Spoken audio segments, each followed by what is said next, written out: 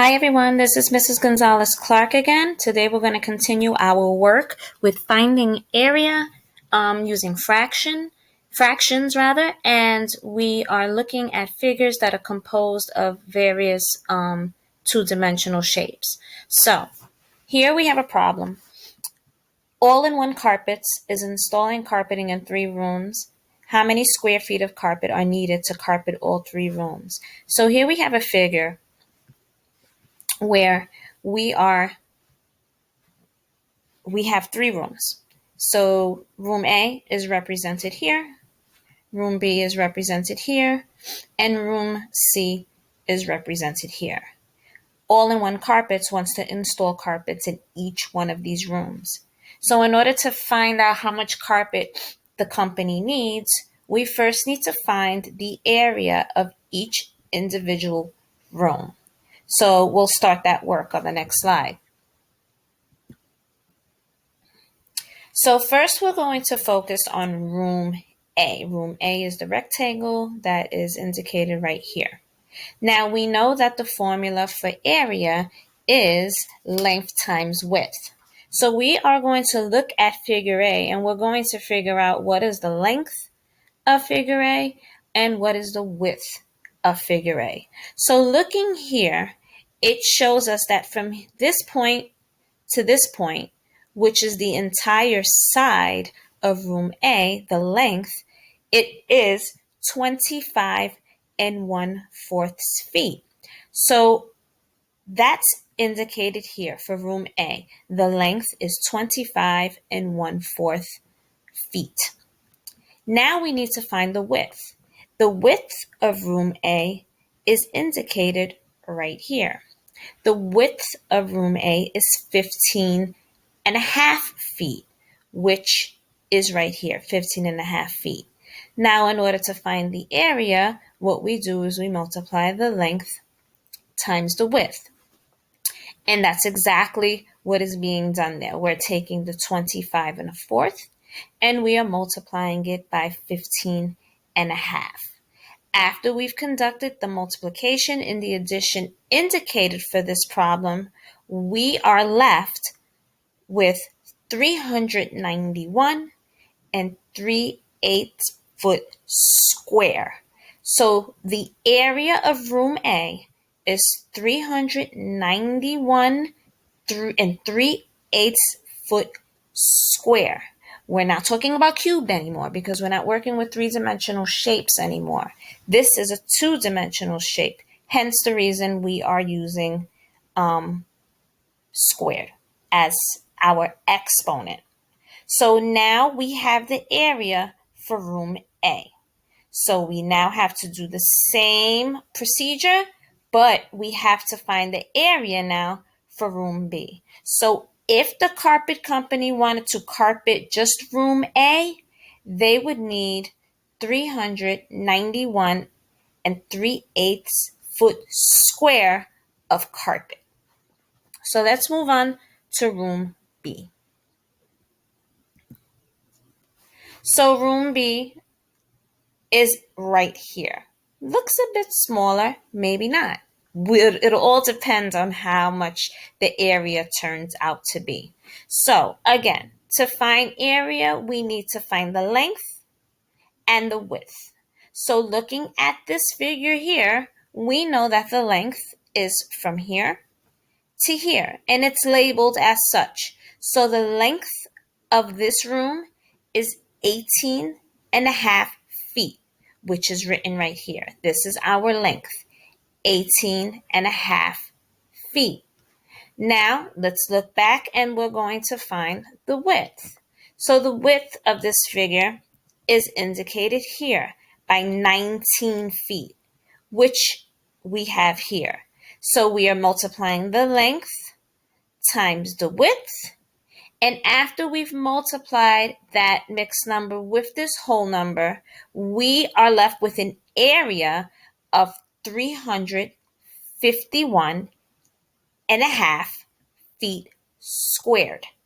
So if the carpet company wanted to come and just carpet room B, they would need 351.5 foot squared of carpet. So now we know the area of room A and we know the area of room B, but we still have room C to focus on. So let's move on to room C. Okay, room C.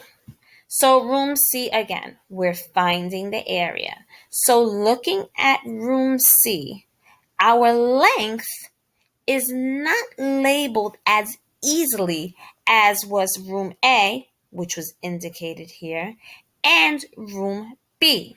However, we do have some clues that we can use to help us to figure out what is the length of room C. So we're going to have to rely on room A to kind of help us with this work. So room A's length was 25 and a fourth feet long. Room C's length is not quite as big, but there's something special they tell us here. They tell us that this piece here is 2 feet and this piece here is 2 and a fourth foot. So if I combined the 2 feet with the 2 and 1/4 foot, that's going to give me 4 and 1/4 feet, which I'm going to take away from this amount. So 25 and a fourth foot, take away the 4 and 1/4 foot, is going to leave me with 21 feet. So the length of room C is 21 feet because it's a part of this length, but we have to take this piece away and we have to take this piece away because this length is not quite as long as room A's length. So therefore the length is 21.